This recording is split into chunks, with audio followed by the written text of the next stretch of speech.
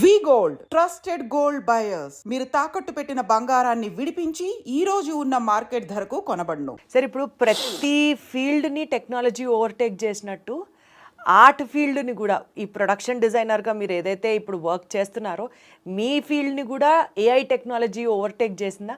అంటే మీకు work easy అవుతుందా దానివల్ల అన్నది నా క్వశ్చన్. అది కూడా హెల్ప్ అవుతుందండి. అంటే ఇక్కడ ఏంటంటే టెక్నాలజీ ఎక్కువ వచ్చేసిందండి మనకి. అంటే ఇదివరకుతో పోలిస్తే చాలా ఇప్పుడు ఇంటర్నెట్లో మనకు రిఫరెన్స్ దొరుకుతున్నాయి. ఎక్కడ ఇమేజ్ కావాలన్నా మనం వెళ్ళి వెతకాల్సిన అవసరం లేదు, అన్నీ దొరికేస్తున్నాయి. ఇప్పుడు ఏఐలో కూడా మనం బోల్డ్ అని రిఫరెన్స్ మనకు వస్తున్నాయి. కానీ దాన్ని ఏంటంటే స్క్రిప్ట్ కరెక్ట్గా మన యాప్ట్గా దాన్ని వర్కౌట్ చేసుకున్న వాళ్ళకి ఇది హెల్ప్ అవుతుందండి. వాంటెడ్గా అది యూజ్ చేస్తే కూడా అది చాలా హార్డ్గా అంటే ఉంటుంది. ఏఐ టెక్నాలజీని మీరు తండేల్ సినిమాలో వాడారా? ఏఐ సంబంధించింది అంటే దీంట్లో తండేలు పెద్దగా అవసరం రాలేదండి. బట్ మిగతా మూవీస్లో అంతా కూడా నేను యూజ్ చేస్తున్నానండి. నాగేంద్ర గారి బ్రెయినే సరిపోయిందంటారా? ఏఐ దాకా వెళ్ళక్కర్లేదంటారా? అదే అండి. అంటే అంత అవసరం రాలేదు. అంటే అదే ఏఐ కూడా మీకు ఎక్కువ మనకేమి అంటే ఏదన్నా ఒక మనకు ఒక ఫ్యాంటసీ లాగా అలాంటి వాటికైతే ఏమైనా అవసరం ఉంటుంది, కానీ మనకి ఇది వెరీ రియలిస్టిక్ బ్యాక్గ్రాప్ కదండి అంతా కూడా. ఇందాక మీరు ఒక మాట అన్నారు సార్, ఏదన్నా ఒక సెట్ వేయాలన్నా లేకపోతే ఒక లిబర్టీ తీసుకోవాలన్నా ప్రొడక్షన్ సంస్థ కూడా మనకి చాలా హెల్ప్ చేయాలి అని. ఎస్పెషల్లీ ఈ తండేల్ సినిమా గురించి మాట్లాడితే గీతా ఆర్ట్స్ దగ్గర నుంచి కానీ అరవింద్ గారి దగ్గర నుంచి కానీ మీకు ఆ ప్రత్యేకమైన ఒక ఫ్రీ హ్యాండ్ ఏమైనా వచ్చిందా? మీకు గీతా ఆర్ట్స్ అనేది ప్రతిష్టాత్మకమైన ప్రొడక్షన్ హౌస్ అండి, అది అందరికీ తెలిసిన విషయమే. బట్ గీతా ఆర్ట్స్లో మనకు ఆ ప్రాబ్లమ్స్ ఉండవండి. అంటే మీకు ఈ సినిమాని యాక్చువల్గా ఏంటంటే డే 1 నుంచి ఉండి ప్రాజెక్ట్ స్టార్ట్ అయిన దగ్గర నుంచి అరవింద్ గారు ఒక ఎపిసోడ్ షూట్ చేస్తున్నామంటే బిఫోర్ ఆ ఎపిసోడ్ ముందు ఒక పెద్ద మీటింగ్ ఉంటుంది అన్నమాట. ఆల్ టెక్నీషియన్స్తో, డైరెక్టర్, డిఓపి, నాతో కానీ అందరితోనూ ఒక మీటింగ్ ఉంటుందండి. మనం ఏం చేస్తున్నాము, ఎలా చేస్తున్నాము, అంటే అందరూ ఒకే ఫేస్లో ఉన్నారా లేదా అని ఆయన ఒక మీటింగ్లో డిస్కస్ చేసి అందరిని ఎంకరేజ్ చేసుకుంటూ ఎవ్రీ ఎపిసోడ్కి అలా చేసుకుంటూ వెళ్ళేవాడిని. కాబట్టి ఎక్కడ ప్రొడక్షన్స్ ఫైనాన్షియల్ ప్రాబ్లమ్స్ అనేది డిస్కషన్ రాలేదు. మీకు గీతా ఆర్ట్స్లో చేయడం వల్ల అది చాలా మనకు ఒక పెద్ద ఇదనమాట అండి. ఈ సినిమాలో ఎస్పెషల్లీ మీకు బెస్ట్ మూమెంట్ హీరోతో కానీ, హీరోయిన్తో కానీ, డైరెక్టర్ గారితో కానీ, లేకపోతే అరవింద్ గారితో కానీ, బన్నీ వ్యాస్తో కానీ, ఇట్లా మీకు బెస్ట్ మూమెంట్ అంటే ఒక మంచి కాంప్లిమెంట్ అందుకున్న సందర్భం కానీ, మీ కష్టాన్ని గుర్తిస్తూ అవతల వాళ్ళు మిమ్మల్ని మెచ్చుకున్న సందర్భం ఏదైనా ఉందా సార్ షేర్ చేసుకోవడానికి? ప్రతి మూమెంట్లో అండి మనకి మేము ఏ సెట్ వేసినా కూడా ప్రతి సెట్కు అందరూ ఎగ్జైట్ అయ్యేవాళ్ళు. అసలు ఇంత మేము ఎక్స్పెక్ట్ చేయలేదు ఇంత బాగా ఫిషర్మెన్ కమ్యూనిటీ సెట్ వేసామండి.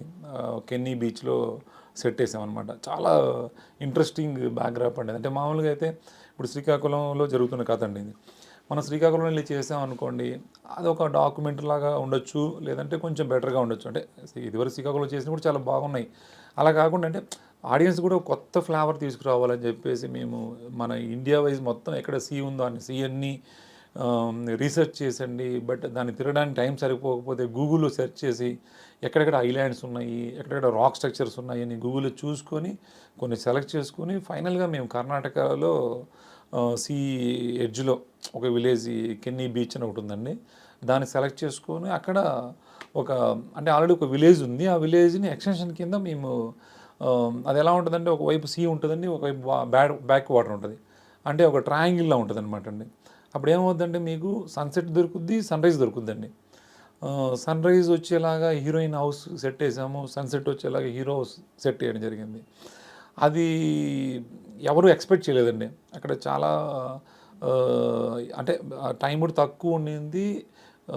మాకు బిఫోర్ ఒక లొకేషన్ అనుకున్నది అది మిస్ అయిపోవడం వల్ల అప్పటికప్పుడు ఇంకొక లొకేషన్ షిఫ్ట్ చేసి అక్కడ సెట్ వేసాము. షూట్ జరుగుతున్నాక బన్నీవాస్ గారు వచ్చారు. బన్నీవాస్ గారు వచ్చి ఏంటి ఇదంతా మనం సెట్ వేసాం, ఆయనకి సెట్ అనేది కూడా ఏది సెట్ వేసారు అర్థం కాలేదండి. ఆయన షాక్ అయ్యారు అనమాట. ఏంటి ఇదంతా మనం సెట్ వేసామా, ఇంత పెద్ద సెట్ వేసామా అంటే జనరల్గా ఏంటంటే డబ్బులు ఎక్కువ ఖర్చు అవుతాయని అంటారండి. బట్ బన్నీవాస్ గారు అది మాట్లాడకుండా ఇంత పెద్ద సెట్ వేసాం మనం అని చాలా ఎగ్జైట్ అయ్యారండి. అది ఫస్ట్ మేము చేసిన షూట్ అండి. అలాగే బోట్ సెట్ ఒకటి వేసామండి. బోట్ కూడా అందరూ టీం అంతా కూడా వచ్చిన వాళ్ళందరూ చాలా రియలిస్టిక్గా ఉంది బోటు. అసలు అంటే ఒరిజినల్ బోట్ ఏమైనా తెప్పించారు ఇక్కడికి వేసారన్నారండి. అది ఒక మంచి కాంప్లిమెంట్ అండి. తర్వాత సాయి పల్లవి గారు ఒకరోజు మేము ఒక రాక్ స్ట్రక్చర్ ఒకటి వేసామండి. ఒక బీచ్లోకి ఒక కనెక్షన్ ఉంటుంది, మీకు సాంగ్లో కూడా ఉంటుంది. ఒక ఆర్చ్ ఉండి ఇలాగా. అది ఆవిడ చూసి షాక్ హైలెస్ సాంగ్లో ఐలెస్ సాంగ్ అన్ని సాంగ్స్లో ఉంటుందండి అది. అంటే హీరోయిన్ హౌస్కి ఇన్ బిట్వీన్ దగ్గరలో ఒక స్ట్రక్చర్ ఉంటుందండి. అంటే ఎప్పుడో ఇది వరకు బ్రిటిష్ వాళ్ళు అక్కడికి బోటింగ్ వచ్చేవాళ్ళు అన్నట్టు ఒక ఓల్డ్ ఆర్కిటెక్చర్ ఒకటి బిల్డ్ చేసాం అనమాట. అసలు ఎట్లా తడతాయి సార్ మీకు ఆ ఆలోచనలో? బ్రిటిష్ వాళ్ళ కాలాన్ని మనం చూసామా, పెట్టామా? మీరు చేసే ఆర్ట్ స్ట్రక్చర్స్లోంచే చూసి నేను తెలుసుకుంటున్నామేమో, పుణ్యం చేసుకున్నాం. రియలిస్టిక్గా ఉండాలి కదండి. ఇప్పుడు మనకి ఇప్పుడు ఇది స్టోరీ పరంగా very very normal people story అండి. అంటే ఒక చేపలు పట్టుకునే వాళ్ళ స్టోరీ అండి, చాలా నార్మల్ పీపుల్ వాళ్ళు. కానీ వాళ్ళ వాళ్ళ స్టోరీ ఏదైతే ప్రాబ్లం జరిగిందో అది పెద్ద క్యాన్వాస్ అండి. ఆ పెద్ద క్యాన్వాస్ని మనం పోర్ట్రేట్ చేసి బిగ్ స్క్రీన్ మీద ఒక ఎక్స్పీరియన్స్ రావాలి అంటే ఒక బ్యాక్గ్రౌండ్ స్ట్రక్చర్స్ సపోర్ట్ చేయాలి. అందుకని ఏంటంటే ఒక బ్రిటిష్ అంటే ఒక సీ దగ్గర మీకు ఏం ఉండవు. అప్పుడని మనకు దానికి ఒక బ్యాక్ స్టోరీ, నేను ఒక బ్యాక్ స్టోరీ రెడీ చేసుకున్నాను అనమాట. అంటే ఇదివరకు ఇక్కడ ఒక బ్రిటిష్ వాళ్ళు ఇక్కడికి ఒక బోటింగ్ వచ్చి రవాణా చేస్తారు కదండి, అలాంటి కట్టు ఉంటారు. అవి ఇప్పుడు శిథిలావస్థలో ఉన్నాయి. దాన్ని మనం ఒక ఎలిమెంట్ లాగా మనం స్టోరీ అక్కడ జరుగుతున్నట్టు. అంటే ఈ ఈ ఈ క్యారెక్టర్స్ కోసం అంత పెద్ద స్ట్రక్చర్ వేయలేం కాబట్టి అది అన్యాచురల్ అవుద్ది. కాబట్టి అట్లా ఒక బ్యాక్ స్టోరీ క్రియేట్ చేసుకొని ఒక స్ట్రక్చర్ బిల్డ్ చేసాం. అక్కడ మంచి మంచి మీకు మాంటేజెస్ ఉంటాయి. అక్కడ ఒకసారి సాయి పల్లవి గారు చూసి అది ఆ స్టోన్ అంతా కూడా నేను రియల్ స్టోన్ అనుకున్నాను, ఇది అంత న్యాచురల్గా ఉంది అని ఆవిడ ఎగ్జైట్ అయ్యారు. ఎగ్జైట్ అవడమే కాకుండా ఆవిడ వేరే తమిళ్ డైరెక్టర్కి నా పేరు సజెస్ట్ చేశారనమాట. అబ్బా సూపర్, అసలు మంచి ఆర్ట్ డైరెక్టర్ కావాలనుకుంటున్నాం కదా, తను పెట్టుకోవచ్చు కదా అని సజెస్ట్ చేశాను. అదొక పెద్ద అప్రిషియేషన్ అండి. తర్వాత అలాగే జైలు షూట్ అప్పుడు అరవింద్ గారు వచ్చి ఏది సెట్టు ఏది రియల్ అనేది ఆయన కూడా గెస్ చేయలేకపోయారు అనమాట. ఇవన్నీ మంచి మూమెంట్స్ అండి. ప్రతి సెట్లోనూ ఒక మంచి ఎక్స్పీరియన్స్ ఉందండి.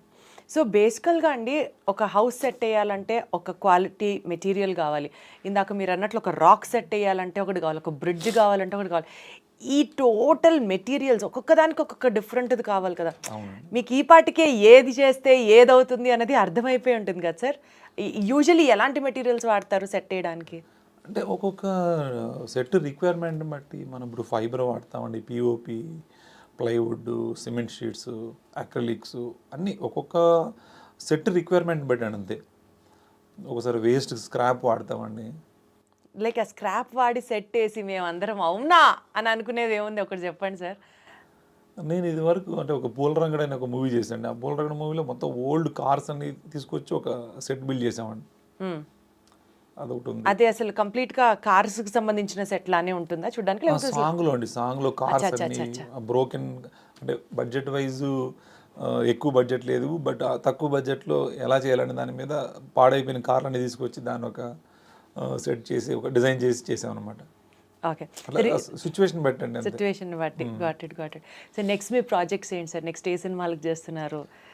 నెక్స్ట్ అదే అండి, ఇప్పుడు ఈ మూవీ ఇది ఫిబ్రవరి రిలీజ్ అవుతుందని, మళ్ళీ మార్చిలో మ్యాట్ 2 రిలీజ్ అవుతుందండి. దాని తర్వాత నాని గారిది హిట్ 3 అండి. అన్ని పెద్ద పెద్ద ప్రాజెక్ట్స్ చేస్తున్నారు. హనుమాన్ 2 సినిమాకి కూడా మీరే చేస్తున్నారు ప్రొడక్షన్ డిజైనర్గా అని అన్న అంటున్నారు. అవునండి. సో హనుమాన్ 2 సినిమా గురించి ఏం ఎక్స్పెక్ట్ చేయొచ్చు చెప్పండి సార్? బికాజ్ అసలు బీభత్సమైన హిట్ సినిమా. అవును. అండ్ ఈక్వల్లీ ప్రొడక్షన్ డిజైన్కి సంబంధించి కానీ, ఆర్ట్ ఫామ్స్కి సంబంధించి కానీ విపరీతమైన క్రేజ్ సంపాదించుకున్న సినిమా. మేబీ మీ కెరియర్లో ఉన్న అన్ని మైల్ స్టోన్స్లో ఇది డెఫినెట్లీ ఒక స్టాండౌట్ ఫిల్మ్గానే చూస్తాం. హనుమాన్ సినిమా కానీ, విరూపాక్ష కానీ. ఈ హనుమాన్ 2 సినిమా గురించి కొంచెం ఇంట్రెస్టింగ్ ఫ్యాక్ట్స్ ఏమన్నా చెప్పండి. నేను ఇంకా కంప్లీట్ స్క్రిప్ట్ ఏమి వినలేదండి, బట్ ఐడియా చెప్పారు ప్రశాంత్ గారు, చాలా ఎక్సైటింగ్గా ఉందండి అది. బట్ దానికి కూడా ఫోటోషూట్ అయ్యింది, స్క్రిప్ట్ వర్క్ వాళ్ళు ఫినిష్ చేశారు. ఇంకా మేము ప్రీ ప్రొడక్షన్ వర్క్ స్టార్ట్ చేయాలండి. ఆల్మోస్ట్ ఇంకొక 2 monthsలో. అంటే నేను ఇప్పటివరకు ఈ మూవీలో కొంచెం బిజీగా ఉండడం వల్ల కూడా నేను కూడా వెళ్ళట్లేదు.